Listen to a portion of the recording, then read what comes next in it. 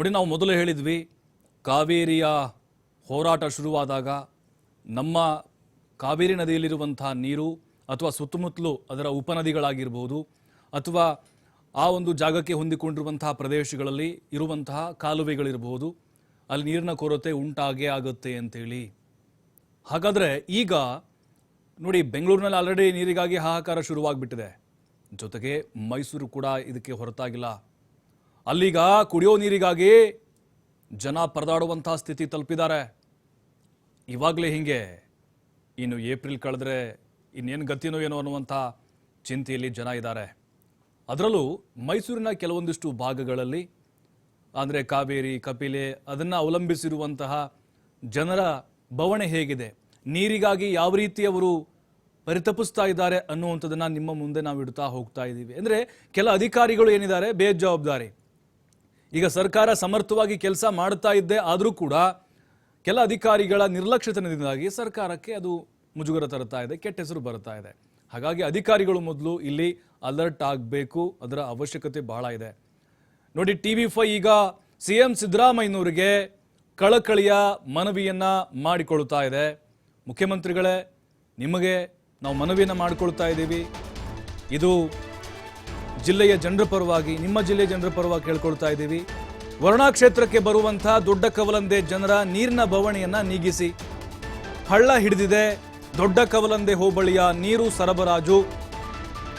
CM ಕ್ಷೇತ್ರವೇ ಆಗಿದ್ರು ಕೂಡ ಅಧಿಕಾರಿಗಳು ತಲೆ ಕೆಡಿಸ್ಕೊಳ್ತಿಲ್ಲ, ಬೇಜವಾಬ್ದಾರಿ ಇವ್ರದು. ಇಡೀ ರಾಜ್ಯದ ಭಾರ ಹೊತ್ಕೊಂಡಿರುವಂತಹ CMಗೆ ಅಧಿಕಾರಿಗಳಿಂದ ಒಂಥರ ಕಿರಿಕಿರಿ ಆಗ್ತಾ ಇದೆ. ಎಷ್ಟು ಅಂತ ಮಾಡೋಕ್ಕಾಗತ್ರಿ? ದೊಡ್ಡ ಕವಲಂದೆ ಹೋಬಳಿಯ 57 ಗ್ರಾಮಗಳಿಗೆ ಕುಡಿಯೋಕೆ ನೀರೇ ಸಿಗ್ತಾ ಇಲ್ಲ. ತುಕ್ಕು ಹಿಡಿತಾ ಇದೆ ಕಪಿಲಾ ನದಿಯಲ್ಲಿ ನೀರೆತ್ತುವಂಥ ಯಂತ್ರಗಾರ. ಮಹದೇವ್ ನಗರದಲ್ಲಿ ಶುದ್ಧೀಕರಣ ಘಟಕದಿಂದ 57 ಗ್ರಾಮಗಳಿಗೆ ನೀರು ಪೂರೈಕೆಯಾಗ್ತಿತ್ತು. ಆದರೆ ಈಗ ನಿರ್ವಹಣೆ ಇಲ್ಲದೆ ಆ ಶುದ್ಧೀಕರಣ ಘಟಕ ಸೊರಗಿ ಸುಣ್ಣ ಆಗಿದೆ. ಬೇಸಿಗೆ ಸಂದರ್ಭದಲ್ಲಿ ನೀರಿಗೆ ಸಮಸ್ಯೆಯನ್ನ ತಪ್ಪಿಸ್ತಾ ಇತ್ತು ಈ ಯೋಜನೆ. ಈಗ ಕುಡಿಯೋ ನೀರಿಗಾಗಿ ಜನ ಜಾನುವಾರುಗಳು ಪರದಾಡುವಂತಹ ಸ್ಥಿತಿಗೆ ತಲುಪಿದೆ. ನೀರೆತ್ತುವ ಯಂತ್ರಗಾರ, ಶುದ್ಧೀಕರಣ ಘಟಕ ಸರಿಪಡಿಸುವಂತೆ ಜನರು ಒತ್ತಾಯವನ್ನು ಮಾಡ್ತಾ ಇದ್ದಾರೆ. CM ಸಿದ್ದರಾಮಯ್ಯನವರಿಗೆ TV5 ವಿಶೇಷವಾದಂತಹ ಒಂದು ಕಳಕಳಿಯ ಮನವಿಯನ್ನು ಮಾಡಿಕೊಳ್ತಾ ಇದೆ. ಈಗ ಸಿದ್ದರಾಮಯ್ಯನವರು ಮುಖ್ಯಮಂತ್ರಿಗಳು ಸಹಜವಾಗಿ ಇಡೀ ರಾಜ್ಯದ ಜವಾಬ್ದಾರಿಯನ್ನು ಹೊತ್ಕೊಂಡಿದ್ದಾರೆ, ಎಲ್ಲ ಕಡೆ ಓಡಾಡಬೇಕಾಗತ್ತೆ. ಆದರೆ ತಮ್ಮ ತವರು ಕ್ಷೇತ್ರ ಅಲ್ಲಿ ಏನಾಗ್ತಾ ಇದೆ, ಅದರಲ್ಲೂ ನಿಮ್ಮ ಕ್ಷೇತ್ರದಲ್ಲಿ ಅಧಿಕಾರಿಗಳು ಸರಿಯಾಗಿ ಕೆಲಸ ಮಾಡ್ತಿಲ್ಲ. ಅವರ ಕಿವಿ ಹಿಂಡಬೇಕು, ಅವ್ರನ್ನ ನಿದ್ದೆಯಿಂದ ಎಬ್ಬಿಸಬೇಕು. TV5 ಕೂಡ ಅಧಿಕಾರಿಗಳಿಗೆ ಚಳಿ ಬಿಡಿಸುವಂಥ ಪ್ರಯತ್ನವನ್ನು ಮಾಡ್ತಾ ಇದೆ. ನೋಡಿ, ಈಗ ದೊಡ್ಡ ಕವಲಂದೆ ಹೋಬಳಿ, ದೊಡ್ಡ ಹೋಬಳಿ, 57 ಗ್ರಾಮ ಬರುತ್ತೆ. ಕುಡಿಯೋಕೆ ನೀರಿಗೆ ಪರದಾಡುವಂತಹ ಪರಿಸ್ಥಿತಿಯನ್ನು ಅಧಿಕಾರಿಗಳು ತಂದಿಟ್ಟಿದ್ದಾರೆ. ಕಪಿಲಾ ನದಿಯಲ್ಲಿ ನೀರೆತ್ತುವಂಥ ಒಂದು ಯಂತ್ರಗಾರ ಇದೆ, ಅದು ಕಂಪ್ಲೀಟಾಗಿ ತೂಕು ಹಿಡಿದು ಹೋಗಿದೆ. ನೋಡಿ, ಅಲ್ಲಿಂದಲೇ ನೀರು ಸರಬರಾಜಾಗೋದು, ಶುದ್ಧೀಕರಣ ಆಗುತ್ತೆ. ನಿರ್ವಹಣೆ ಇಲ್ಲ. ಅದು ಈ ನೀರಾವರಿ ನಿಗಮದವರು ಸರಿಯಾಗಿ ನಿರ್ವಹಣೆಯನ್ನು ಮಾಡ್ತಾ ಇಲ್ಲ. ಬೇಸಿಗೆ ಸಂದರ್ಭದಲ್ಲಿ ನೀರಿನ ಸಮಸ್ಯೆಯನ್ನು ಈ ಯೋಜನೆ ತಪ್ಪಿಸ್ತಾ ಇತ್ತು. ಅಂದರೆ ಸ್ಟಾಕ್ ಆಗಿ ಅಲ್ಲಿ ಶುದ್ಧೀಕರಣ ಆಗಿ ಅದು 50ರಿಂದ 60 ಗ್ರಾಮಗಳಿಗೆ ಸರಬರಾಜು ಆಗ್ತಾ ಇತ್ತು. ಈಗ ಶುದ್ಧೀಕರಣ ಘಟಕ ಕೂಡ ಹಳ್ಳ ಹಿಡಿದೋಗಿದ್ದಾವೆ. ನೋಡಿ, ಇದೇ ಯಂತ್ರಗಾರ ಕಪಿಲಾ ನದಿಯಲ್ಲಿ ನೀರೆತ್ತೋದು. ನೋಡಿ, ಎಲ್ಲ ಯಂತ್ರಗಳು ನೋಡಿ, ಮಷಿನ್ ನೋಡ್ತಾ ಇದ್ದೀವಲ್ಲ ನಾವು, ಎಲ್ಲ ತುಕ್ಕು ಹಿಡಿದು ಬಿಟ್ಟಿದ್ದಾವೆ. ಬೇಸಿಗೆ ಮುಗಿಯೋಷ್ಟರಲ್ಲೇ ಅದ್ಯಾವ ಪರಿಸ್ಥಿತಿಗೆ ಹೋಗ್ತೋ ಗೊತ್ತಿಲ್ಲ. ಅಧಿಕಾರಿಗಳಿಗೆ ಎಷ್ಟು ಅಂತ ಮನವಿ ಮಾಡ್ಕೊಳ್ಬೇಕು? ಏನು CM ಸಿದ್ದರಾಮಯ್ಯನವರು ಬರಬೇಕಾ ಅಲ್ಲಿ ನೀರಿನ ಸಮಸ್ಯೆ ಬಗೆಹರಿಸ್ಕೊಳ್ಳಿಕ್ಕೆ? ನಿಮ್ಗೆ ಸಣ್ಣ ಸಮಸ್ಯೆನ ಇಡೀ ರಾಜ್ಯದ ಜವಾಬ್ದಾರಿ ಇದೆ ಅವ್ರ ಮೇಲೆ. ಇಡೀ ರಾಜ್ಯದ ಜನರ ಬವಣೆಗಳಿಗೆ ಕಿವಿಗೊಡಬೇಕು ಅವರು. ಮೈಸೂರು ಒಂದೇ ಅಲ್ಲ ಅವರಿಗೆ. ಹಾಗಾಗಿನೇ ಮಾಡಬೇಕಾಗಿದ್ದು ಯಾರು ಜವಾಬ್ದಾರಿ? ಅಧಿಕಾರಿಗಳು. ನೀವು CM ಅವ್ರಿಗೆ ಮುಜುಗರ ತರ್ತಾ ಇದ್ದೀರಿ ನಿಮ್ಮ ಬೇಜವಾಬ್ದಾರಿಯಿಂದ. ನೀವು ಮಾಡಬೇಕಾದಂಥ ಕೆಲಸ ಇದು. ನೋಡಿ, ಅಲ್ಲೆಲ್ಲ ತುಕ್ಕಿಡ್ತಾ ಇದ್ದಾವೆ ಯಂತ್ರಗಳು. ಶುದ್ಧೀಕರಣ ಘಟಕ ಅದನ್ನು ಮೊದಲು ಚೆನ್ನಾಗಿ ನಿರ್ವಹಣೆ ಮಾಡಿ. ಅಲ್ಲಿಂದಲೇ ನೀರು ಹೋಗೋದು ಎಲ್ಲ ಕಡೆಗಳಲ್ಲೂ. ಈ ವರ್ಣ ಕ್ಷೇತ್ರಕ್ಕೆ ಮತ್ತು ದೊಡ್ಡ ಕವಲಂದೆ ಹೋಬಳಿಗೆ 60 ಗ್ರಾಮ ಅವಲಂಬಿಸಿದಾವೆ. ನೀರಿಲ್ಲ ಅಂತಿಲ್ಲ, ನೀರಿದೆ, ಕಪಿಲದಲ್ಲಿ ನೀರಿದೆ. ಅದು ಮುಂದಿನ ದಿನಗಳಲ್ಲಿ ನೀರು ಖಾಲಿಯಾದರೂ ಕೂಡ ಹಿನ್ನೀರಿನಿಂದ ನೀರನ್ನು ತರಿಸಿಕೊಳ್ಳುವಂಥ ಒಂದು ವ್ಯವಸ್ಥೆ ಕೂಡ ಇದೆ. ಆದರೆ ಈಗಿರುವಂಥ ನೀರನ್ನು ಇವರು ಸರಿಯಾಗಿ ಸದ್ಬಳಕೆ ಮಾಡ್ತಾ ಇಲ್ಲ, ಸರಬರಾಜು ಆಗ್ತಾ ಇಲ್ಲ. ನೀವು ಟೈಮ್ ಟು ಟೈಮ್ ನೀರು ಬಿಡ್ತಾ ಇಲ್ಲ, ಅಲ್ಲಿ ಕುಡಿಯೋಕೆ ನೀರೇ ಸಿಗ್ತಾ ಇಲ್ರಿ, ಅಲ್ಲಿ ಜಾನುವಾರುಗಳಿಗೆ ಸಿಗ್ತಾ ಇಲ್ಲ. ಇಲ್ಲಪ್ಪ ನಮ್ಮ ಕಾವೇರಿ ಕಂಪ್ಲೀಟ್ ಆಗಿ ಕಪಿಲೆ ಕಾವೇರಿ ಎಲ್ಲ ಬತ್ತು ಹೋಗಿದೆ, ನೀರೇ ಇಲ್ಲ, ಹಾಗಾಗಿ ಪರದಾಟ ಅಂದರೆ ಒಪ್ಕೊಳ್ತಿದ್ವಿ ನಾವು. ನೀರಿದ್ದೆ ಅಲ್ಲಿ ನಿಮಗೆ ಯಂತ್ರೋಪಕರಣಗಳಿದ್ದಾವೆ, ಶುದ್ಧೀಕರಣ ಘಟಕ ಇದೆ, ಆದರೆ ನೀರಿಲ್ಲ.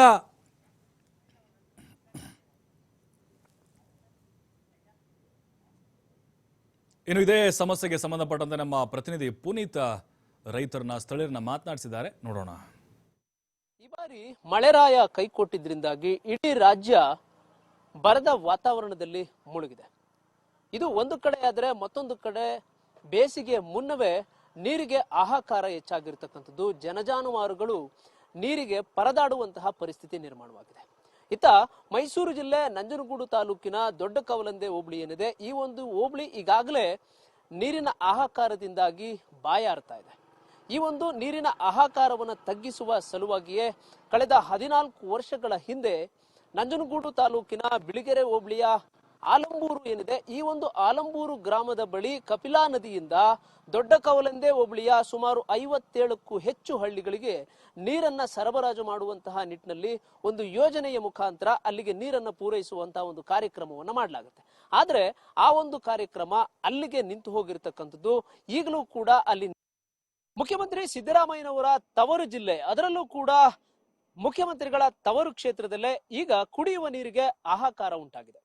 ಜನಜಾನುವಾರುಗಳು ಕುಡಿಯುವ ನೀರಿಗಾಗಿ ಪರದಾಡುವಂತಹ ಪರಿಸ್ಥಿತಿ ನಿರ್ಮಾಣವಾಗಿದೆ. ಕುಡಿಯುವ ನೀರಿನ ಸಮಸ್ಯೆ ಬರಗಾಲ ಸಂದರ್ಭ ಇರಬಹುದು, ಇನ್ನುಳಿದಂತಹ ಸಂದರ್ಭಗಳಲ್ಲಿ ಬರಬಾರದು ಅಂತ ಹೇಳಿ ಹಿಂದೆ ದಿವಂಗತ ಆರ್ ಧ್ರುವನಾರಾಯಣ ಅವರು ಇರಬಹುದು, ಜೊತೆಗೆ ವಿ ಶ್ರೀನಿವಾಸ್ ಪ್ರಸಾದ್ ಅವರು ಇರಬಹುದು, ಇವರೆಲ್ಲರೂ ಕೂಡ ನಂಜನಗೂಡು ತಾಲೂಕಿನ ಭಾಗಗಳಲ್ಲಿ ದೊಡ್ಡ ಕಾವಲಂದೆ ಹೋಬಳಿ ಏನು ಬರುತ್ತೆ, ಈ ಭಾಗಗಳಲ್ಲಿ ನೀರಿನ ಸಮಸ್ಯೆ ಆಗಬಾರದು ಅಂತ ಹೇಳಿ ಶುದ್ಧ ಕುಡಿಯುವ ನೀರಿನ ಘಟಕವನ್ನ ಉದ್ಘಾಟನೆ ಮಾಡಿದ್ರು. ಆ ಮೂಲಕ ಈ ಭಾಗಕ್ಕೆ ಕುಡಿಯುವ ನೀರನ್ನ ಪೂರೈಸುವಂತಹ ಒಂದು ಕೆಲಸವನ್ನ ಮಾಡಿದ್ರು. ಆದ್ರೆ ಇದಾವುದೂ ಕೂಡ ಈಗ ಚಾಲ್ತಿಯಲ್ಲಿ ಇಲ್ಲ. ಹೀಗಾಗಿ ಕುಡಿಯುವ ನೀರಿಗೆ ಹಾಹಾಕಾರ ಉಂಟಾಗಿದೆ. ಮುಖ್ಯಮಂತ್ರಿಗಳು ಇತ್ತ ಗಮನ ಹರಿಸಬೇಕಾಗಿರತಕ್ಕಂಥದ್ದು ಮುಖ್ಯವಾದಂತಹ ಒಂದು ಅಂಶ. ಈಗ ನಾವು ನಂಜನಗೂಡು ತಾಲೂಕಿನ ದೊಡ್ಡ ಕವಲಂದೆ ಹೋಬಳಿಯ ವ್ಯಾಪ್ತಿಯಲ್ಲಿ ಬರತಕ್ಕಂತ ಮಹದೇವರ ನಗರದಲ್ಲಿದ್ದೇವೆ. ಈ ಒಂದು ನಗರದಲ್ಲಿ ಕಪಿಲಾ ನದಿಯಿಂದ ನೀರು ತಂದು ಇಲ್ಲಿ ಶುದ್ಧ ಕುಡಿಯುವ ನೀರಿನ ಒಂದು ಘಟಕ ಏನಿದೆ, ಈ ಒಂದು ಘಟಕಕ್ಕೆ ಡಂಪ್ ಮಾಡಲಾಗುತ್ತೆ. ಇಲ್ಲಿಂದ ಕುಡಿಯುವ ನೀರನ್ನ ಸುಮಾರು ಅಂದ್ರೆ ನಂಜನಗೂಡು ತಾಲೂಕು ದೊಡ್ಡ ಕವಲಂದೆ ಹೋಬಳಿಯ ವ್ಯಾಪ್ತಿಯಲ್ಲಿ, ಜೊತೆಗೆ ಇತರೆ 57 ಗ್ರಾಮಗಳೇನಿದ್ದಾವೆ, ಈ ಗ್ರಾಮಗಳಿಗೆ ಕುಡಿಯುವ ನೀರನ್ನ ಸರಬರಾಜು ಮಾಡಲಾಗುತ್ತೆ. ಈಗ ಬೇಸಿಗೆ ಮುನ್ನವೇ ಈಗಾಗಲೇ ಈ ವ್ಯಾಪ್ತಿಯಲ್ಲಿ ಬರತಕ್ಕಂತ ಗ್ರಾಮಗಳಿಗೆ ವಾರಕ್ಕೆ 10 ದಿನಕ್ಕೊಮ್ಮೆ ಕುಡಿಯುವ ನೀರು ಸಿಗ್ತಾ ಇರತಕ್ಕಂಥದ್ದು. ಅದನ್ನು ಹೊರತುಪಡಿಸಿದ್ರೆ ಪ್ರತಿದಿನವೂ ಕೂಡ ನೀರು ಸಿಗ್ತಾ ಇಲ್ಲ. ಹೀಗಾಗಿ ಆತಂಕಗೊಂಡಿರ್ತಕ್ಕಂಥ ಜನ, ಇನ್ನ ಈ ಭಾಗದಲ್ಲಿ ಇರತಕ್ಕಂಥ ಒಂದಷ್ಟು ಮುಖಂಡರುಗಳನ್ನ ನಾನು ಮಾತನಾಡಿಸ್ತಾ ಹೋಗ್ತೀನಿ. ನೀರಿನ ಸಮಸ್ಯೆಯನ್ನು ಎಷ್ಟರ ಮಟ್ಟಿಗೆ ಎದುರಿಸ್ತಾ ಇದ್ದಾರೆ ಈ ಒಂದು ಬೇಸಿಗೆ ಆರಂಭಕ್ಕೂ ಮುನ್ನವೇ, ಇದಾದ ನಂತರ ಏನಾಗುತ್ತೆ, ಇದೆಲ್ಲದರ ಬಗ್ಗೆ ಕೂಡ ನಾನು ಅವ್ರನ್ನ ಮಾತನಾಡಿಸ್ತಾ ಹೋಗ್ತೇನೆ. ಸರ್, ಈಗ ಬಿಳಿಗೆರೆ ಹೋಬಳಿಯ ಆಲಂಬೂರು ಘಟಕದಲ್ಲಿ ಯಂತ್ರಗಾರವನ್ನ ನಿರ್ಮಾಣ ಮಾಡಲಾಗಿದೆ. 2009 ಅಲ್ಲಿ ನಿರ್ಮಾಣ ಮಾಡಲಾಗಿದೆ. ಅಲ್ಲಿಂದ ಇಲ್ಲಿಗೆ ಶುದ್ಧ ಕುಡಿಯುವ ನೀರಿನ ಅಂದ್ರೆ ಶುದ್ಧೀಕರಿಸುವಂತಹ ಕೇಂದ್ರಕ್ಕೆ ಬರುತ್ತೆ. ಇಲ್ಲಿಂದ ಎಷ್ಟು ಗ್ರಾಮಗಳಿಗೆ ಚಾಲ್ತಿಯಲ್ಲಿ ಹೋಗ್ತಾ ಇತ್ತು, ಈಗೇನಾಗಿದೆ, ಪರಿಸ್ಥಿತಿ ಏನಾಗಿದೆ? ದಿವಂಗತ ಮಾಜಿ ಸಂಸದರಂತ ಧ್ರುವನಾರಾಯಣ ಅವರು ಮತ್ತೆ ಈಗಿನ ಲೋಕಸಭಾ ಸದಸ್ಯರಾದಂತ ಸನ್ಮಾನ್ಯ ಶ್ರೀನಿವಾಸ್ ಪ್ರಸಾದ್ ಸಾಹೇಬರು ಇಬ್ರು ಕೂಡ ಹೆಚ್ಚಿನ ಅನುದಾನವನ್ನು ಕೊಟ್ಟು ಇಲ್ಲಿ ಈ ಒಂದು ಎಲ್ಲಾ ಕವಲಂದೆ ಹೋಬಳಿನಲ್ಲಿ ಬರಪೀಡಿತ ಪ್ರದೇಶಗಳಿರ್ತಕ್ಕಂಥ ಎಲ್ಲಾ ಗ್ರಾಮಗಳಿಗೆ ಮೂಲಭೂತ ಸೌಕರ್ಯವಾದಂತ ಅತ್ಯವಶ್ಯಕವಾದಂತ ಈ ಕುಡಿಯೋ ನೀರಿನ ಯೋಜನೆಗಳನ್ನ ಪ್ರತಿ ಮನೆ ಮನೆಗೂ ಕೂಡ ಕುಡಿಯೋ ನೀರಿಗೆ ತೊಂದರೆ ಆಗ್ಬಾರ್ದು ಅಂತ ಹೇಳಿ 100 ಕೋಟಿ ಅನುದಾನವನ್ನ ತಂದು ಈ ಒಂದು ಯೋಜನೆಯನ್ನ ಘಟಕಗಳನ್ನ ಸ್ಥಾಪನೆ ಮಾಡ್ತಾರೆ. ಆದ್ರೆ ಸರಿಯಾದ ರೀತಿಯಲ್ಲಿ ಹಳ್ಳಿಗಳಿಗೆ ಸಮರ್ಪಕವಾಗಿ ನೀರು ಹೋಗ್ತಾ ಇಲ್ಲ. ಇದ್ರಿಂದ ಎಲ್ಲಾ ಹಳ್ಳಿಗಳಲ್ಲೂ ಕೂಡ ಕುಡಿಯೋ ನೀರಿಗೆ ಈಗ ಏನು ಬಿಸಿಲು ಜಾಸ್ತಿ ಆಗಿದೆ, ಮುಂದಕ್ಕೆ ಬರ್ತಕ್ಕಂಥದ್ದು ಬೇಸಿಗೆ, ಹಾಗಾಗಿ ಕುಡಿಯೋ ನೀರಿಗೆ ಬಹಳ ತೊಂದರೆ ಆಗ್ತಾ ಇದೆ. ಇಲ್ಲಿ ನೋಡಿದ್ರೆ ಈ ವ್ಯವಸ್ಥೆಯನ್ನ ನೋಡಿದ್ರೆ ಏನು 6 ಕೋಟಿ ಅನುದಾನ ಬಂದಿದೆ, ಈ ಅನುದಾನ ಏನಾಯ್ತು, ಅಧಿಕಾರಿಗಳು ದುರುಪಯೋಗ ಪಡಿಸ್ಕೊಂಡಿದಾರ, ಮತ್ತೊಂದಾಗಿದೆಯಾ, ಅದನ್ನ ಸಂಪೂರ್ಣವಾಗಿ ನಮ್ಮ ಏನು ಜನಪ್ರತಿನಿಧಿಗಳು ಅಧಿಕಾರಿಗಳಿಗೆ ಗಮನ ಕೊಟ್ಟು ಈ ಕಾಮಗಾರಿಗಳಿಗೆ ಗಮನ ಕೊಟ್ಟು ಸರಿಯಾದ ರೀತಿಯಲ್ಲಿ ನೀರನ್ನ ಪೂರೈಕೆ ಮಾಡಬೇಕು. ಇಲ್ಲಿವರೆಗೆ ಯಾರು ಪ್ರಯತ್ನ ಮಾಡಿಲ್ಲ ಸರ್. ಹಾಗಾಗಿ ನಾನು ಹೇಳೋದೇನೆಂದ್ರೆ ಈ ಭಾಗದಲ್ಲಿ ಇಲ್ಲಿವರೆಗೂ ಬಂದು ಸ್ಥಳ ಪರಿಶೀಲನೆ ಮಾಡಿಲ್ಲ ಮಟ್ಟಿಲ್ಲ ಏನು ಅಂತ ಅಧಿಕಾರಿಗಳು ಸಹ ಬಂದಿಲ್ಲ. ಹಾಗೆ ಇದು ತುಕ್ಕಿಡಿತ ಬಿದ್ದಿದೆ. ಈಗ ನಿಮ್ಮ ಹಳ್ಳಿಗಳಲ್ಲಿ ಕುಡಿಯೋ ನೀರಿಗೆ ಏನ್ ಮಾಡ್ತಾ ಇದ್ದೀರಿ ಆಗಿದ್ರೆ? ಯಾಕೆಂತ ಹೇಳಿದ್ರೆ ಈಗಾಗಲೇ ಒಂದಷ್ಟು ಕೆರೆ ಕಟ್ಟೆಗಳೆಲ್ಲವೂ ಕೂಡ ಖಾಲಿ ಆಗ್ತಾ ಇದೆ, ಬರದಾಗ್ತಾ ಇದಾವೆ. ಅದನ್ನ ನೋಡಿ. ಅದೇ ಸರ್, ನೀರು ಕುಡಿಯೋದಕ್ಕೆ ಬಹಳ ತೊಂದರೆ ಆಗಿದೆ ಜಾನುವಾರುಗಳಿಗೆ ಮತ್ತು ಜನಗಳಿಗೆ. ಯಾವುದೇ ರೀತಿಯಲ್ಲಿ ಇಲ್ಲಿ ಸೌಲಭ್ಯ ಸಿಗ್ತಾ ಇಲ್ಲ. ಕುಡಿಯೋ ನೀರು ಮನುಷ್ಯನಿಗೆ ಮುಖ್ಯ. ನೀರು ಬೇಸಿಗೆ ಬರೋದ್ರಿಂದ ನೀರು ಸೌಲಭ್ಯ ಮುಖ್ಯವಾಗಬೇಕಾಗಿದೆ. ಅಂದ್ರೆ ಈ ಪ್ರಸ್ತುತ ಪರಿಸ್ಥಿತಿಯಲ್ಲಿ ಏನ್ ಮಾಡ್ತಾ ಇದ್ರಿ? ಅಂದ್ರೆ ಈಗ ಈಗ ಇದನ್ನ ನೋಡಿದ್ರೆ ಯಂತ್ರೋಪಕರಣಗಳೆಲ್ಲ ಕೂಡ ಕೆಟ್ಟ ನಿಂತಿರೋದನ್ನ ನೋಡಿದ್ರೆ ಕಳೆದ ವರ್ಷ ಬಾಕಿ ವರ್ಷಗಳಲ್ಲಿ ಬಂದಿಲ್ದೇ ಇರ್ತಕ್ಕಂಥ ಉದಾಹರಣೆ ಇರುತ್ತೆ. ಸೊ ಆ ಸಂದರ್ಭದಲ್ಲಿ ಕುಡಿಯಕ್ಕೆ ನೀರು ಇಲ್ಲದೆ ಏನ್ ಮಾಡ್ತಾ ಇದ್ರಿ? ನಾವು ತಕ್ಕ ಮಟ್ಟಿಗೆ ನೀರನ್ನ ಒಂದ್ ಬಿಂದಿಗೆ ಬೋರ್ವೆಲ್ ಆಗ್ಲಿ ಮತ್ತೊಂದಾಗ್ಲಿ ಬಾವಿಯಲ್ಲಿ ನೀರು ತಗೊಬಂದು ಅದನ್ನ ಕುಡಿಯಕ್ಕೆ ಶೇಖರಣೆ ಮಾಡ್ಕೊಂಡು ಇಟ್ಕೋತಿದ್ವಿ ಸರ್. ಅದು ಅಲ್ಲದೆ ನೀವು ಬರ ಪೀಡಿತ ಪ್ರದೇಶ ಇದು ಅಂತ ಕರೆಸ್ಕೊಳ್ಳಾಗತ್ತೆ. ಈ ಮುಖ್ಯಮಂತ್ರಿಗಳಿದ್ದಾರೆ, ತವರು ಜಿಲ್ಲೆ ಇದು. ಸರ್ ಏನಾಗಿದೆ ಅಂತ ಹೇಳಿದ್ರೆ ಕಳೆದ ವರ್ಷ ಮಳೆನೂ ಕೂಡ ಇಲ್ಲ, ಈ ವರ್ಷನೂ ಏನೋ ಅಂತ ಹೇಳೋಕ್ಕಾಗಲ್ಲ. ಹಾಗಾಗಿ ಅಂತರ್ಜಲನೂ ಕೂಡ ಕಡಿಮೆ ಇದೆ. ನಮ್ಮ ಸಾರ್ವಜನಿಕ ಅಕ್ಕಪಕ್ಕದ ಬಡವರು ಏನಿದ್ದಾರೆ, ಈಗ ಏನು ಒಂದು ಕೊಳವೆ ಬಾವಿ ಇದೆ, ಅವ್ರ ಜಮೀನಲ್ಲಿ ಏನು ನೀರು ತಗೋತಾರೆ ಅದನ್ನ ಹೋಗಿ ಒಂದು ಬಿಂದಿಗೆ 2 ಬಿಂದಿಗೆ ಹಿಡಿತಾರೆ. ಹಾಗಾಗಿ ಜನಪ್ರತಿನಿಧಿಗಳಿಗೆ ಮಾಹಿತಿ ಇದೆ, ಆದರೆ ಅವ್ರು ಚುನಾವಣೆ ಬಂದಾಗ ಮಾತ್ರ ನಮ್ಮನ್ನು ಬಂದು ನಿಮಗೆ ಏನು ನಾವು ದಲಿತ ಉದ್ಧಾರ ಹಾಕಿದೀವಿ, ಸಾರ್ವಜನಿಕ ಉದ್ಧಾರ ಹಾಕಿದೀವಿ ಅಂತ ಹೇಳ್ತಾರೆ ಹೊರತು ನೊಂದವ್ರ ಪರ ಯಾವುದೇ ಕಾರಣಕ್ಕೆ ಇವತ್ತು ಯಾರೂ ಕೂಡ ಇಲ್ಲ. ನೋಡಿ, ಈಗ ಜಾನುವಾರುಗಳು ನೀರಿಲ್ಲ, ಜನಗಳು ನೀರಿಲ್ಲ. ಈಗ ಗುಳೆ ಹೋಗ್ತದೆ, ನೀರಿಗೆ ಬಂದು ಕೂಲಿಗೆ ಗುಳೆ ಹೋಗ್ತಾ ಇದ್ರು. ಇವಾಗ ಈಗ ಏನ್ ಬಂಪ್ಸೋಡ್ ಬಾವಿ ಇದಾವೆ ಅದಕ್ಕೆ ಗುಳೆ ಹೋಗಂತ ಪರಿಸ್ಥಿತಿ ಬಂದೆ. ಅದು 1 ಬಿಂದಿಗೆ 2 ಬಿಂದಿಗೆಗೆ. ಇದು ದೊಡ್ಡಕವಲಂದೆ ಹೋಬಳಿಯ ವ್ಯಾಪ್ತಿಯಲ್ಲಿ ಬರ್ತಕ್ಕಂಥ ಗ್ರಾಮಸ್ಥರ ಮಾತು. 1-2 ಗ್ರಾಮಗಳಿಗೆ ವಾರಕ್ಕೊಮ್ಮೆಯೋ 15 ದಿನಕ್ಕೊಮ್ಮೆಯೋ ನೀರು ಪೂರೈಕೆ ಆಗುತ್ತೆ. ಹೀಗಾಗಿ ಜನ ಬೇಸಿಗೆಯ ಆರಂಭದಲ್ಲೇ ಈ ರೀತಿಯಾದಂತಹ ಪರಿಸ್ಥಿತಿ ನಿರ್ಮಾಣವಾಗಿದೆ. ಮುಂದಿನ ದಿನಗಳಲ್ಲಿ ಹೇಗಪ್ಪ ಅನ್ನೋ ಒಂದು ಚಿಂತೆಗೀಡಾಗಿದ್ದಾರೆ. ಈಗಲಾದ್ರೂ ಕೂಡ ಅಧಿಕಾರಿಗಳು ಈ ಒಂದು ಸ್ಥಳಕ್ಕೆ ಭೇಟಿಯನ್ನು ಕೊಟ್ಟು ಜನರ ನೀರಿನ ಹಾಹಾಕಾರವನ್ನ ತೀರಿಸುವಂತಹ ಕೆಲಸವನ್ನ ಮಾಡ್ತಾರ ಅನ್ನೋದನ್ನ ಕಾದ್ ನೋಡ್ಬೇಕಿದೆ. ಕ್ಯಾಮರಾ ಪರ್ಸನ್ ನಂದೀಶ್ ಜೊತೆ ಪುನೀತ್, TV5 ಮೈಸೂರು. ಇದು ವರುಣಾ ಕ್ಷೇತ್ರದ ದೊಡ್ಡ ಕವಲಂದೆ ಹೋಬಳಿಯ 57 ಗ್ರಾಮಗಳ ಕುಡಿಯೋ ನೀರಿನ ಒಂದು ಪರಿಸ್ಥಿತಿ, ಅಂದರೆ ಹಾಹಾಕಾರ ಯಾವ ರೀತಿಯಾಗಿದೆ ಅಂತೇಳಿ. ಹಾಗಾಗಿ ಹೋರಾಟ ಶುರುವಾಗೋದಕ್ಕಿಂತ ಮುಂಚೆನೇ ಅಧಿಕಾರಿಗಳು ಎಚ್ಚೆತ್ತುಕೊಳ್ಬೇಕಾಗಿದೆ. ಅವ್ರು ಹೇಳ್ತಾ ಇದ್ರು ನೋಡಿ, ಹೋರಾಟಗಾರ ಹೇಳ್ತಾ ಇದ್ರು ಎಂಥ ಪರಿಸ್ಥಿತಿ ಬಂದುಬಿಟ್ಟಿದೆ ಅಂತೇಳಿ. ಅಲ್ಲಿ ಕಾವೇರಿ ಕೊಳ್ಳದ ಪ್ರದೇಶಗಳ ಪರಿಸ್ಥಿತಿನೇ ಹೀಗಾದರೆ ಇನ್ನು ಬಯಲುಸೀಮೆ ಭಾಗದ ಜಿಲ್ಲೆಗಳ ಪರಿಸ್ಥಿತಿ ಏನಾಗಬಾರ್ದು ಮುಂದಿನ ದಿನಗಳಲ್ಲಿ ಅಂತ. ಅಂದರೆ ಅಲ್ಲಿ ನದಿಗಳಿಲ್ಲದೆ ಇರುವಂಥ ಪ್ರದೇಶ ನಾವು ಹೇಳ್ತಾ ಇರೋದು. ದೊಡ್ಡ ಕವಲಂದೆ ಹೋಬಳಿಯ ನೀರು ಸರಬರಾಜು ಘಟಕ ಯಂತ್ರಗಾರ ಏನಿದೆ ಅದನ್ನು ಮೊದಲು ಸರಿಯಾಗಿ ನಿರ್ವಹಣೆ ಮಾಡಿಕೊಳ್ಬೇಕು.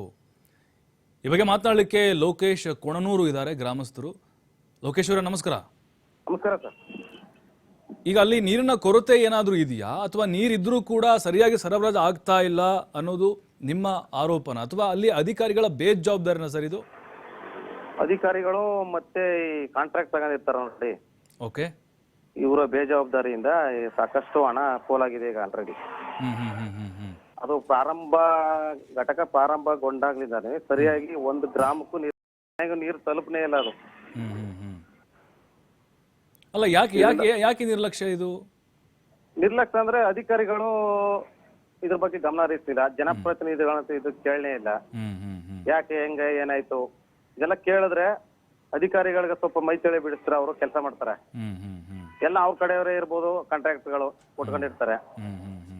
ಇದರಿಂದ ಈ ತರ ಎಲ್ಲ ಅಲ್ಲ, ಅವ್ರ ಮನೇಲಿ ಮಾತ್ರ ಚೆನ್ನಾಗಿ ನೀರು ಬರುತ್ತೆ ಅಲ್ವಾ ಸರ್? ನಮ್ ಜನ ಕಷ್ಟಪಡ್ತಿರೋದಿಲ್ಲ. ಹೌದು ಸರ್. ಈಗ ಮತ್ತೆ ಅದನ್ನು ಮತ್ತೆ ಬಿಲ್ ಮಾಡ್ತಾರೆ, ಮತ್ತೆ ಕಾಂಟ್ರಾಕ್ಟ್ ಮಾಡ್ತಾರೆ, ದುಡ್ಡು ಮಾತ್ರ ವ್ಯಯ ಮಾಡ್ತಾನೆ ಇರ್ತಾರೆ. ಜನಗಳು ಮಾತ್ರ ನೀರು ಈಗಲೂ ತಲುಪ್ತಾ ಇಲ್ಲ ಸರ್. ಕೆಲವು ಎಡ್ತಲೆ ಎಮ್ಮುರ್ಗಾಲ ಈ ಸೈಡ್ ಎಲ್ಲ ನೋಡ್ತೀವಲ್ಲ ಬೇಸಿಗೆ ಕಾಲದಲ್ಲಿ, ಪಾಪ ಸೈಕಲ್ ಅಲ್ಲಿ ಸ್ಕೂಟ್ರಲ್ಲೆಲ್ಲ ಹೋಗಿ ತರಬೇಕು ಹೊರಗಡೆ. ಬದನವಾಳು ಗ್ರಾಮದಲ್ಲೂ ಕೂಡ ನೀರಿಲ್ಲ, ಕಿಲೋಮೀಟರ್ ಗಟ್ಟಲೆ ತರಬೇಕು ನೀರು ಹೋಗಿ ಹೊರಗಡೆಯಿಂದ. ಅವರು ಈಗ ಎಷ್ಟು ದಿನಕ್ಕೊಮ್ಮೆ ಬರ್ತಿದೆ ಸರ್? ಈಗ ವಾರಕ್ಕೊಂದ್ಸರಿನಾ ಹೆಂಗೆ 4 ದಿನಕ್ಕೊಮ್ಮೆ? ಸದ್ಯ ನಮ್ಮ ವ್ಯಾಪ್ತಿಲಿ ಈಗ ಅಂದ್ರೆ ಆ ನೀರೇನ್ ಬರಲ್ಲ ಸರ್. ಅದು ಈಗ ಅವ್ರು ಮಾಡಿರೋ ಯೋಜನೆ ನೀರು ಈಗ್ಲೂ ಬರಲ್ಲ, ಸುಮಾರು ಊರುಗಳು ಬರೋದೇ ಇಲ್ಲ. ಅದು ಚಿಂಚೋಳಿಲಿ ಒಂದು ಘಟಕ ಮಾಡಿದ್ರು, ಅದು ವೇಸ್ಟ್ ಆಯ್ತು. ಈ ಕಡೆ ಎಲ್ಲ ಭಾಗದಲ್ಲಿ 1 ಊರ್ಗೂ ನೀರು ಬರಲ್ಲ ಸರ್. ಅದು ಕೋಟಿ ಖರ್ಚು ಮಾಡಿ ಖರ್ಚು ಮಾಡೋದು ಅದು ವೇಸ್ಟ್ ಆಯ್ತು. ಮತ್ತೆ ಈಗ ನಮ್ಗೆ ಬೇರೆ ಕಡೆಯಿಂದ ನೀರ್ ಬಂತು ನೋಡಿ, ಬೇರೆ ಒಂದೊಂದು ಯೋಜನೆ ನೀರ್ ಬಂತಲ್ಲ, ಕೆರೆಗಳಿಗೆ ನೀರು ತುಂಬಿಸೋ ಯೋಜನೆ ಬಂದಾಗ ಬೋರ್ವೆಲ್ ಗಳೆಲ್ಲ ಇಂಪ್ರೂವ್ ಆಗಿ ಸಾಮಾನ್ಯ ಬೋರ್ವೆಲ್ ಗಳಲ್ಲಿ ಚೆನ್ನಾಗಿ ನೀರು ಬರ್ತಾ ಇದೆ. ಅದರಿಂದ ಇವಾಗ ಈ ಭಾಗದಲ್ಲಿ ತೊಂದರೆ ಇಲ್ಲ ಈ ಕಡೆಗೆ. ಆದ್ರೆ ಕೆಲವು ಗ್ರಾಮಗಳಲ್ಲಿ ಈಗ ನೀರ್ ತೊಂದರೆ ಇದೆ, ಅಲ್ಲಿಗೆ ಬೇಕು ಅದು. ಅಲ್ಲಲ್ಲ ಈಗ ಅಲ್ಲ ಸರ್, ಬೇಸಿಗೆ ಶುರುವಾದಂತ ಸಂದರ್ಭದಲ್ಲಿ ಹೀಗೆ ಇನ್ನು ಏಪ್ರಿಲ್ ಎಲ್ಲ ಹೇಗಿರುತ್ತೋ ಅಂತ. ಹೌದು ಸರ್, ಈಗ ಬೇಸಿಗೆಯಲ್ಲೇ ಮೇನ್ ಆಗಿ ಬೇಕಾಗಿರೋದು. ಮಳೆಗಾಲದಲ್ಲಿ ಏನ್ ಸಮಸ್ಯೆ ಬರಲ್ಲ, ಬೇಸಿಗೆಯಲ್ಲಿ ಸಿಕ್ಕಾಪಟ್ಟೆ ನೀರು ಸಮಸ್ಯೆ ಬರುತ್ತೆ. ಇವಾಗ ಕೆಲಸ ಮಾಡಲಿಲ್ಲ ಅಂದ್ರೆ ತುಂಬಾ ತೊಂದರೆ ಆಗುತ್ತೆ ಸರ್ ಅದು. ಮತ್ತೆ ರೀಘಟಕ ಮಾಡೋದು ಮಾಡಿ ಮಾಡಿದಾರ ಅದನ್ನ ಇದ್ರ ಹತ್ರ ಬದನವಾಳು ಮಾದೇವನಗರ ಹತ್ರ. ಆದ್ರೂ ಕೂಡ ಅದು ಏನು ಪ್ರಯೋಜನ ಆಗಿಲ್ಲ ಅನ್ಕೋತೀನಿ. ದಯವಿಟ್ಟು ಅಧಿಕಾರಿಗಳು ಮತ್ತು ಜನಪ್ರತಿನಿಧಿಗಳು ಇದ್ರ ಬಗ್ಗೆ ಗಮನ ಹರಿಸಿ ಸಾರ್ವಜನಿಕರಿಗೆ ಕುಡಿಯೋ ನೀರಿನ ವ್ಯವಸ್ಥೆಯನ್ನ ಕಲ್ಪಿಸ್ಕೊಡ್ಬೇಕು ಅಂತ ನಾನು ಕೂಡ ನಿಮ್ಮ TV5 ಮುಖಾಂತರ ನಮ್ಮ ಜನಪ್ರತಿನಿಧಿಗಳು ಮತ್ತು ಸರ್ಕಾರಕ್ಕೆ ಮನವಿ ಮಾಡ್ತಾ ಇದ್ದೀನಿ. Yes sir. ಸರ್, ಈಗ TV5 ನಿರಂತರವಾಗಿ ಜನಪರವಾದಂಥ ಕೆಲಸಗಳನ್ನ ಮಾಡ್ತಿದೆ ಜನಧನಿ ಕಾರ್ಯಕ್ರಮದ ಮೂಲಕ. ನಿಮ್ಮ ಜೊತೆ ನಾವು ಕೂಡ ಇರ್ತೀವಿ ಸರ್. ಆದಷ್ಟು ಬೇಗ ಈ ಸಮಸ್ಯೆನ ಕ್ಲಿಯರ್ ಮಾಡೋಣ, ಜನರಿಗೆ ಕುಡಿಯೋಕೆ ನೀರನ್ನ ಒದಗಿಸೋಣ. ನಮ್ಮ ಪ್ರಯತ್ನ ಕೂಡ ನಿಮ್ಮ ಜೊತೆಗೆ ಇರುತ್ತೆ. ಖಂಡಿತ ಸರ್. ಈಗ ನೀವು ಸುಮಾರು ಸುದ್ದಿಗಳೆಲ್ಲ ಮಾಡ್ಕೊಟ್ಟಿದ್ರೆ, ಈ ಅಂಗನವಾಡಿ ಸುದ್ದಿಗಳಿರ್ಬೋದು, ಕೆಲವು ಬಿಲ್ಲು ಪಾಸ್ ಮಾಡಿ ಎಲ್ಲ ಅಧಿಕಾರಿಗಳು ನುಂಗಿ ನೀರು ಕೊಡ್ತಿರ್ತಾರೆ, ಆ ಸುದ್ದಿನೆಲ್ಲ ಮಾಡಿ ಕೆಲವೆಲ್ಲ ಎಫೆಕ್ಟ್ ಆಗಿದೆ ಸರ್ ನಿಮ್ TV5 ಇಂದ. ತುಂಬಾ ಒಂಥರ ಖುಷಿ ಆಗುತ್ತೆ. Thank you sir. TV5 ತುಂಬಾ ಒಳ್ಳೆ ಕಳಕಳಿ ಕೆಲಸ ಮಾಡ್ತಾ ಇದ್ದಾರೆ. TV5 ನಾನು ತುಂಬಾ ಆಭಾರಿ ಆಗಿದೆ ಸರ್. ಇನ್ನೊಂದು ಈಗ ನಾವೀಗ ನಿಮ್ಮಲ್ಲಿ ನೋಡಿ ಸರ್, ಈಗ ಕಾವೇರಿ ಕೊಳ್ಳದ ಪ್ರದೇಶ ಅಲ್ವಾ ಸರ್? ಈಗ ಕಪಿಲೆ ಇದೆ, ನೀರಿದೆ, ಇಲ್ಲಪ್ಪ ನದಿನೇ ಇಲ್ಲ, ನದಿ ಮೂಲ ಇಲ್ಲ, ಜಲಮೂಲ ಇಲ್ಲ ಅಂದ್ರೆ ಅದೊಂದು ಓಕೆ, ನೀರಿಗಾಗಿ ಹಾಹಾಕಾರ ಶುರುವಾಗಿದೆ, ಒಪ್ಕೋತಿದ್ವಿ. ಎಲ್ಲ ಇದ್ದೂ ಆಗ್ತಿಲ್ವಲ್ಲ ಅಂತ. ಎಲ್ಲ ಇದ್ದು ಆಗ್ತಿಲ್ಲ ಅಂದ್ರೆ ಕೆಲಸ ಮಾಡ್ತಾ ಇಲ್ಲ ಅಂತಾನೆ ಸರ್ ಲೆಕ್ಕ ಅದು.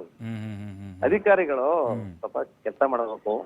ಕೆಲಸ ಮಾಡಿ ಜನಗಳಿಗೆ ಅವ್ರ ಮನೆ ಅವ್ರು ರಸ್ತೆ ಮಾಡ್ಕೋತಾರೆ, ಅವ್ರ ಬೀದಿ ಚೆನ್ನಾಗಿರ್ಬೇಕು, ಬೀದಿ ದೀಪಗಳು ಮಾಡ್ಕೋತಾರೆ, ಚರಂಡಿಗಳು ಮಾಡ್ಕೋತಾರೆ. ಈ ಸಾರ್ವಜನಿಕರು ಬೇರೆ ಏನಾದ್ರು ಅವ್ರಿಗೇನಾಗ್ಬೇಕು ಹೇಳಿ? ಪಾಪ ಯಾರು ಪ್ರಶ್ನೆ ಮಾಡೋರು ಯಾರು ಇಲ್ಲ. ಪ್ರಶ್ನೆ ಮಾಡಿದ್ರೆ ಅವ್ರು ಸರಿಯಾಗಿ ಉತ್ತರನೇ ಕೊಡಲ್ಲ. ಓಕೆ, ಥ್ಯಾಂಕ್ ಯು ಲೋಕೇಶ್ ಅವರೇ ಮಾತಾಡಿದ್ದಕ್ಕೆ. TV5 ಜೊತೆಗೆ ಬಸವಟ್ಟಿಗೆ ನಾಗೇಂದ್ರ ಇದ್ದಾರೆ, ಕರ್ನಾಟಕ ಅಂಬೇಡ್ಕರ್ ಸೇನೆ ರಾಜ್ಯಾಧ್ಯಕ್ಷರು ಇವರು. ಸರ್ ನಮಸ್ಕಾರ. ನಮಸ್ತೆ ಸರ್.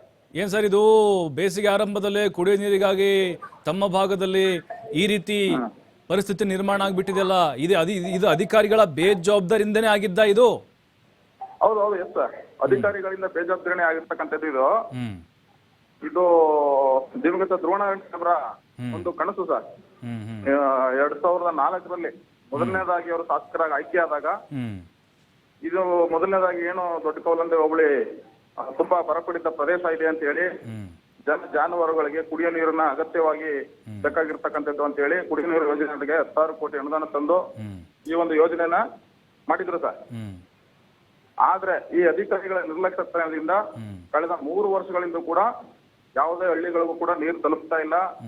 ಅಲ್ಲಿ ಜಾನುವಾರುಗಳಿಗೆ ತುಂಬಾ ತೊಂದರೆ ಆಗ್ತಾ ಇದೆ ಸರ್ ಕೌಲಂದೆ ಹೋಬಳಿ ಜನಕ್ಕೆ. ಅಲ್ಲ ಈಗ ಎಲ್ಲ ಈ ಪೈಪ್ಲೈನ್ ವ್ಯವಸ್ಥೆ ಎಲ್ಲ ಕರೆಕ್ಟ್ ಆಗಿದ್ರು ಕೂಡ ಅದು ಸರಿಯಾಗಿ ನಿರ್ವಹಣೆ ಆಗ್ತಾ ಇಲ್ಲ ಸರ್. ಇದು ಮೊದಲನೇ ಒಂದು ಹಂತದಲ್ಲಿ ಕೆಲಸ ಕಾಮಗಾರಿ ಆಗಿತ್ತು. ಆದ್ರೆ ಪೈಪ್ಗಳು ಯಥೇಚ್ಛವಾಗಿ ನೀರಿನ ರಭಸಕ್ಕೆ ಪೈಪ್ಗಳು ಒಡೆದೋಗ್ತಾ ಇದ್ರಿಂದ ಮತ್ತೆ ಕಳೆದ 2 ವರ್ಷದಲ್ಲಿ ಮತ್ತೆ ಒಂದು ಅನುದಾನ ತಂದು ಮತ್ತೆ ಅದನ್ನ ಸರಿಪಡಿಸ್ಬೇಕು ಅಂತ ಹೇಳಿ ಕಾಮಗಾರಿನ ಪ್ರಾರಂಭ ಮಾಡ್ಬೇಕು ಅಂತ ಸ್ಥಗಿತ ಆಯ್ತು ಕಾಮಗಾರಿ. ಇದುವರೆಗೂ ಅದು ಕೂಡ ಆ ಕಾಮಗಾರಿ ಪ್ರಾರಂಭ ಮಾಡಿಲ್ಲ. ಮತ್ತೆ ಜೊತೆಗೆ ಹಳ್ಳಿಗಳಿಗೆ ಸಮರ್ಪಕವಾಗಿ ನೀರು ಇಲ್ಲ ಸರ್. ಕಾಮಗಾರಿ ಸ್ಥಗಿತವಾಗಿದೆ. ಇದು ಮೊದಲನೇದಾಗಿ ಅಧಿಕಾರಿಗಳ ಬೇಜವಾಬ್ದಾರಿ. ಜನಪ್ರತಿನಿಧಿಗಳು ಗಮನ ತಂದಿದಾರೋ ಇಲ್ವೋ ಗೊತ್ತಿಲ್ಲ, ಆದ್ರೆ ಅಧಿಕಾರಿಗಳ ನಿರ್ಲಕ್ಷ್ಯ ಸರ್ ಇದು. ಅಲ್ಲ ಈಗ ಸರ್ ನೋಡಿ, ಮುಖ್ಯಮಂತ್ರಿಗಳು ಇಡೀ ರಾಜ್ಯದ ಒಂದು ಜವಾಬ್ದಾರಿ ಹೊತ್ಕೊಂಡಿರೋದ್ರಿಂದಾಗಿ ಆ ಕಡೆ ಕಾನ್ಸಂಟ್ರೇಷನ್ ಮಾಡದೇ ಇದ್ರು ಕೂಡ ಅಧಿಕಾರಿಗಳಿಗೆ ಹೇಳಿರುತ್ತೆ ಸರ್. ಅಧಿಕಾರಿಗಳು ಮಾಡುವಂತ ಎಡವಟ್ಟಿನಿಂದಾಗಿ ಒಂಥರ ಅವ್ರಿಗೆ ಮುಜುಗರ ತರ್ತಾರೆ ಅಂತ ಇವರು. ಎಸ್ ಸರ್, ಹೌದು ಸರ್. ಯಾಕೆಂತಂದ್ರೆ ಅಧಿಕಾರಿಗ ಇದು ಕೌಲಂದೆ ಹೋಬಳಿ ನಂಜನಗೂಡು ವಿಧಾನಸಭಾ ಕ್ಷೇತ್ರ ಮತ್ತೆ ಹೊರನಾಡ ವಿಧಾನಸಭಾ ಎರಡಕ್ಕೂ ಸೇರಿದೆ ಸರ್ ಕೌಲಂದೆ ಹೋಬಳಿ ಹಳ್ಳಿಗಳು. ಹಂಗಾಗಿ ಸಿಎಂ ಕ್ಷೇತ್ರಕ್ಕೂ ಸೇರುತ್ತೆ, ನಂಜನಗೂಡು ಶಾಸಕರಾದಂತ ದರ್ಶನ್ ದ್ರೋಣ ಅವ್ರ ಕ್ಷೇತ್ರಕ್ಕೂ ಸೇರುತ್ತೆ ಸರ್. ಹಾಗಾಗಿ ಅಧಿಕಾರಿಗಳು ನಿರ್ಲಕ್ಷ್ಯ ಈ ಜನಪ್ರತಿನಿಧಿಗಳಿಗೆ ಮುಜುಗರ ತರ್ತಕ್ಕಂಥ ಕೆಲಸ ಆಗ್ತಾ ಇದೆ ಸರ್. ಹೌದು ಸರ್. ಅಲ್ಲ ಸರ್, ಈಗ ಆರಂಭದಿಂದಲೂ ಸಮಸ್ಯೆ ಒಂದಲ್ಲ ಒಂದು ಸೃಷ್ಟಿ ಆಗ್ತಾ ಇತ್ತು ಇಲ್ಲಿ. ಕಳೆದ 2-3 ವರ್ಷಗಳಿಂದ ಹಿಂಗಾಗ್ತಿದೆಯಾ ಅಂತ ಇದು ನಿರ್ವಹಣೆ ಇಲ್ಲದೆ? ಇಲ್ಲ ಸರ್, ಇದು ಕಾಮಗಾರಿ ಪ್ರಾರಂಭ ಆದಾಗ್ಲಿಂದ ಕೂಡ ಸಮಸ್ಯೆ ಆಗ್ತಾನೆ ಬಂದಿದೆ. ಇದು ಏನು ಸಮರ್ಪಕವಾಗಿ ನೀರು ಹೋಗ್ತಕ್ಕಂಥ ಶಾಶ್ವತವಾದಂತ ಕೆಲಸ ಆಗಿಲ್ಲ ಸರ್. ಶಾಶ್ವತವಾಗಿ ಕೆಲಸ ಆಗ್ಬೇಕು, ಜಾನುವಾರುಗಳಿಗೆ ಅನುಕೂಲ ಆಗೋ ರೀತಿಯಲ್ಲಿ ಕೆಲಸ ಅಧಿಕಾರಿಗಳು ಮಾಡ್ತಾ ಇಲ್ಲ ಸರ್. ಅಲ್ಲ ಈ ಯೋಜನೆ ಒಂಥರ ವ್ಯರ್ಥ ಆಯ್ತು ಅಂತ ಅನಿಸ್ತದೆ. ಎಲ್ಲ ಇದ್ದೂ ವ್ಯರ್ಥ ಇದು. ಹೌದು ಸರ್. ಅನುದಾನ ಇದು ಒಳ್ಳೆ ರೀತಿಯಲ್ಲಿ ಮಾಡಿರ್ತಕ್ಕಂತ ಒಂದು ಕುಡಿಯೋ ನೀರಿಗೂ ಯೋಜನೆ ಕೊಡಬೇಕಾದಂತ ಒಳ್ಳೆ ಇದು ಕೆಲಸ. ಆದ್ರೆ ಅದು ಸದುಪಯೋಗ ಆಗ್ತಾ ಇಲ್ಲ ಸರ್. ಆಮೇಲೆ ಶುದ್ಧೀಕರಣ ಘಟಕ ಕೂಡ ಅದು ವರ್ಕ್ ಆಗ್ತಿಲ್ವಂತಲ್ಲ ಸರ್ ಸಾಕಷ್ಟು ಕಡೆಗಳಲ್ಲಿ? ಪೂರ್ತಿ ಅದು ನಾವು ಶುದ್ಧೀಕರಣ ಘಟಕಕ್ಕೆ ತಮ್ಮ ಮಾಧ್ಯಮದ ಪ್ರತಿನಿಧಿಗಳಿಗೂ ಬಂದಿದ್ರು ಸರ್. ಹೌದು. ಅಲ್ಲಿ ಸರಿಯಾದ ರೀತಿನಲ್ಲಿ ಕಾಮಗಾರಿ ಮಾಡಿಲ್ಲ, ಮತ್ತೆ ಶುದ್ಧೀಕರಣನೂ ಮಾಡ್ತಾರೆ. ನೀರೇ ಬರ್ತಾ ಇಲ್ಲ ಅಂದ್ಮೇಲೆ ಶುದ್ಧೀಕರಣ ಎಲ್ಲ ಆಗ್ತಿದೆ ಸರ್. ನೀರೇ ಬರ್ತಾ ಇಲ್ಲಲ್ಲ, ಸಪ್ಲೈ ಆಗ್ತಾ ಇಲ್ವಲ್ಲ. Correct correct correct correct. ಹೌದಾ ಸರ್? ಹೌದಲ್ಲ ಸರ್? ನಿಜ ನಿಜ ನಿಜ ನಿಜ. ಹೌದು ಸರ್. ಅಲ್ಲ ಸರ್, ಈಗ ಟಿವಿ5 ಇದನ್ನ ಎಳೆ ಎಳೆಯಾಗಿ ಬಿಚ್ಚಿಡ್ತಾ ಇದೀವಿ ಸರ್. ನಾವು ಕೂಡ ಗಮನಕ್ಕೆ ತರ್ತೀವಿ. ಅಧಿಕಾರಿಗಳಿಗೆ ನಾವು ನಿದ್ದೆಯಿಂದ ಎಬ್ಬಿಸ್ಬೇಕು ಸರ್. ಹೌದು ಸರ್, ಖಂಡಿತ. ಹೋರಾಟಗಾರರು ಮತ್ತೆ ಮಾಧ್ಯಮದವರು ಎಲ್ಲರೂ ಕೂಡ ಅಧಿಕಾರಿಗಳನ್ನ ಎಚ್ಚೆತ್ತುವಂತ ಕೆಲಸ ಮಾಡಬೇಕು. ಸಾರ್ವಜನಿಕರಿಗೆ ಅನುಕೂಲ ಆಗೋ ರೀತಿಯಲ್ಲಿ ಕೆಲಸ ಮಾಡಬೇಕು ಸರ್. ಒಪ್ಕೋತೀವಿ ಸರ್. ಅದು ನಮ್ಮ ಟಿವಿ5ಗೆ ನನ್ನ ಕಡೆಯಿಂದ ಕೂಡ ಅಭಿನಂದನೆಗಳು ಸರ್ ತಮಗೆ. Yes sir, thank you Nagendra ಅವರೇ ಮಾತಾಡಿದ್ದಕ್ಕೆ. DM ಮಹದೇವ್ ಇದ್ದಾರೆ, ಗ್ರಾಮ ಪಂಚಾಯತಿ ಸದಸ್ಯರು, ಚುಂಚನಹಳ್ಳಿ. ಸರ್ ನಮಸ್ಕಾರ ಮಹದೇವ್ರೆ. ನಮಸ್ಕಾರ ಸರ್. ಅಲ್ಲ, ಈಗ ಇಂಥ ಪರಿಸ್ಥಿತಿ ನಿಮ್ಗೆ ಹಿಂದೆ ಯಾವಾಗಾದ್ರೂ ಬಂದಿತ್ತಾ? ಈಗ ಕುಡಿಯೋ ನೀರಿಗಾಗಿ ಪರಿತಪಿಸೋದು ಇವೆಲ್ಲ ಇದ್ದದೇ ಸರ್. ಬೇಸಿಗೆ ಬಂತು ಅಂತಂದ್ರೆ ಹಂಗಾಗಿ ಇದನ್ನ 56-57 ಗ್ರಾಮಕ್ಕೆ ಕುಡಿಯುವ ನೀರಿನ ಯೋಜನೆ ಅಂತ ಮಾಡಿದ್ರು. ಇದು ಕೌಲಂದೆ ಹೋಬಳಿ ಪಕ್ಕ ಚುಂಚನಹಳ್ಳಿ ಅಂತ ನಮ್ಮೂರಲ್ಲೇ ಅದು ಫಿಲ್ಟರ್ ಆಗಿ ಬಂದಂತದ್ದು. ನಮ್ಮೂರಿಂದ ಒಂದು 26 ಹಳ್ಳಿಗೆ ಸಂಪರ್ಕ ಇದೆ. ಅದು ಇವಾಗ ಏನಾಗಿದೆ, ಆ ಸಂಪರ್ಕ ಸುಮಾರು 4 ವರ್ಷ ಆಯ್ತು ಸ್ಥಗಿತ ಆಗಿ. ಆ ಸ್ಥಗಿತಗೊಂಡ ಮೇಲೆ ಅದನ್ನ ಯಾರು ಪುನರ್ ನಿರ್ಮಾಣಕ್ಕೆ ಕೈ ಹಾಕಿಲ್ಲ. ಅದಾದ್ರೆ ಸಾಮಾನ್ಯವಾಗಿ ಈ ನಮ್ಮ ಕೌಲಂದೆ ಹೋಬಳಿಲಿ ಅದು ನಮ್ಮ ಏನು ಈಗ 26 ಹಳ್ಳಿ ಇದರಿಂದ ಕಂಟಿನ್ಯೂ ಆಗುತ್ತೆ. ಅವೆಲ್ಲ ಬರಪೀಡಿತ ಪ್ರದೇಶಗಳು ಮತ್ತೆ ಮಳೆ ಆಶ್ರಯ ಪ್ರದೇಶಗಳು. ಇದರಿಂದ ಭಾರಿ ಅನುಕೂಲ ಆಗುತ್ತೆ ಅದನ್ನ ಕಂಟಿನ್ಯೂ ಮಾಡಿದ್ರೆ ಸರ್.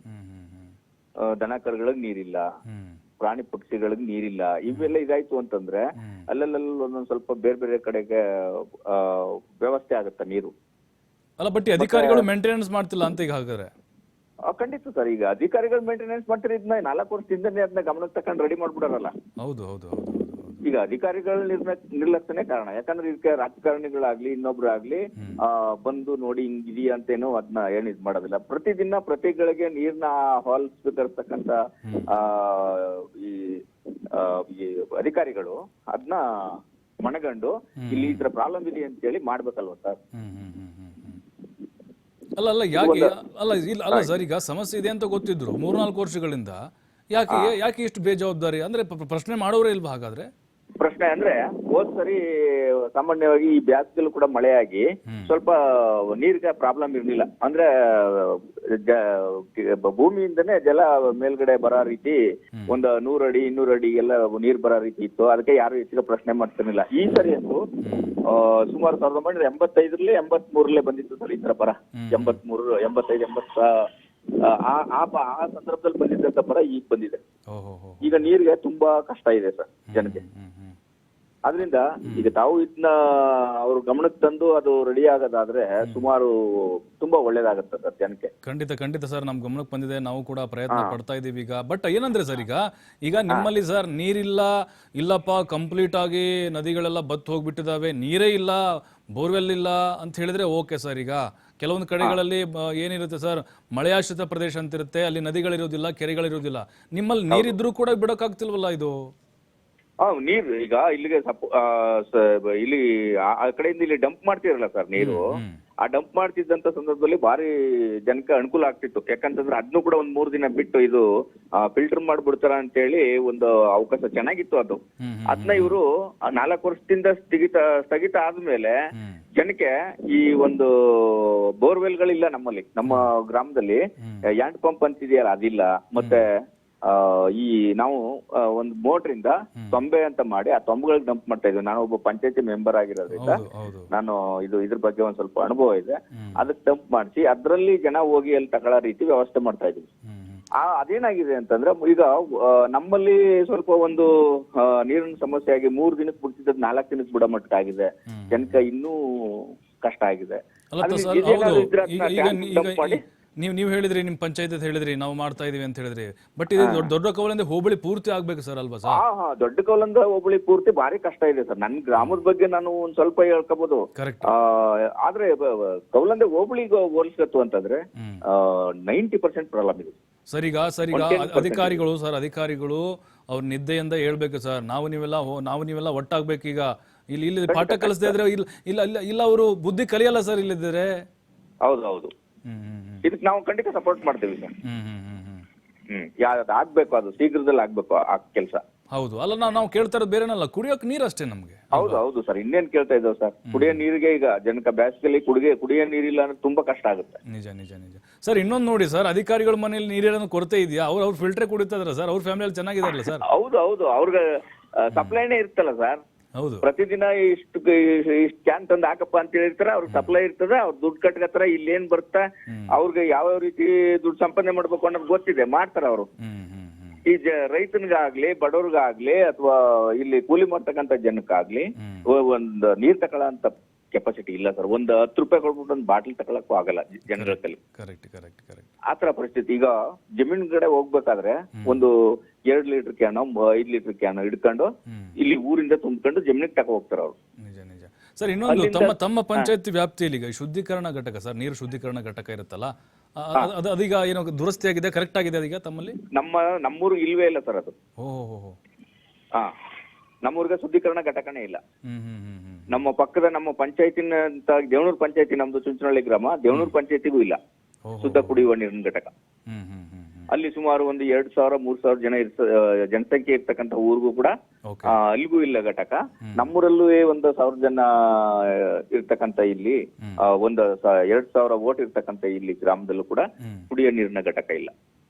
ಅದೇ ಸರ್, ಅಧಿಕಾರಿಗಳ ಬೇಜವಾಬ್ದಾರಿ ಗೊತ್ತಾಗ್ತಾ ಇದೆ ನಮಗೆ. ಖಂಡಿತವಾಗ್ಲೂ ಸಹಕಾರ ಇರುತ್ತೆ ಸರ್. ಥ್ಯಾಂಕ್ ಯು ಮಹಾದೇವ್ರೆ ಮಾತಾಡೋದಕ್ಕೆ. ನೋಡಿ, ಈಗ ಅಲ್ಲಿ ಹೇಳ್ತಾ ಇರೋದು ಅಧಿಕಾರಿಗಳ ನಿರ್ಲಕ್ಷ್ಯ. ಇದು ಜನಪ್ರತಿನಿಧಿಗಳು ಎಷ್ಟು ಹೇಳಿದ್ರು ಕೂಡ ಅವ್ರ ಮಾತಿಗೆ ಇವರು ಕಿಮ್ಮತ್ತು ಕೊಡ್ತಾ ಇಲ್ಲ ಅಂತ ಹೇಳಿದ್ರೆ, ಇನ್ನು ಜನಸಾಮಾನ್ಯರ ಮಾತಿಗೆ, ರೈತರ ಮಾತಿಗೆ ಇವರು ಬೆಲೆ ಕೊಡ್ತಾರೆ. ಹಾಗಾಗಿ ಅಧಿಕಾರಿಗಳು ಹೇಳ್ತಾ ಇದ್ದೀವಿ ನಾವು, ಈಗ ಅದು ನಿರ್ವಹಣೆ ಇಲ್ಲದೆ ಹೊರಗೆ ಹೋಗ್ತಾ ಇದೆ. ದೊಡ್ಡ ಕವಲಂದೆ ಹೋಬಳಿ 57 ಗ್ರಾಮಗಳಿಗೆ ಕುಡಿಯೋ ನೀರು ಸಮರ್ಪಕವಾಗಿ ಸರಬರಾಜು ಆಗಬೇಕು. ನೀವು ಮಾನಿಟರ್ ಮಾಡಬೇಕು. ಹಂಗೆ ನೀರಿಲ್ಲ ಅಂತೇನಿಲ್ಲ, ನೀರು ಖಂಡಿತವಾಗ್ಲೂ ಇದೆ ಕಪಿಲೆಯಲ್ಲಿ. ಆದಷ್ಟು ಬೇಗ ಈ ನೀರಿನ ಸಮಸ್ಯೆ ಬಗೆಹರಿಬೇಕು. ಮುಖ್ಯಮಂತ್ರಿಗಳ ಗಮನಕ್ಕೂ ಕೂಡ ಈ ವಿಚಾರ ಹೋಗಿರುತ್ತೆ. ಮುಖ್ಯಮಂತ್ರಿಗಳಿಂದ ನಿಮಗೆ ಸೂಚನೆ ಬರೋದಕ್ಕಿಂತ ಮುಂಚೆನೆ ನಿಮ್ಮ ಗಮನಕ್ಕೆ ಬಂದಿರುತ್ತೆ. ಆದಷ್ಟು ಬೇಗ ಎಚ್ಚೆತ್ತುಕೊಳ್ಳಿ. ಜನರಿಗೆ ಕುಡಿಯೋಕೆ ನೀರು ಕೊಡಿ. ಕಾದು ನೋಡ್ತೀವಿ ಏನಾಗುತ್ತೆ ಅಂತ.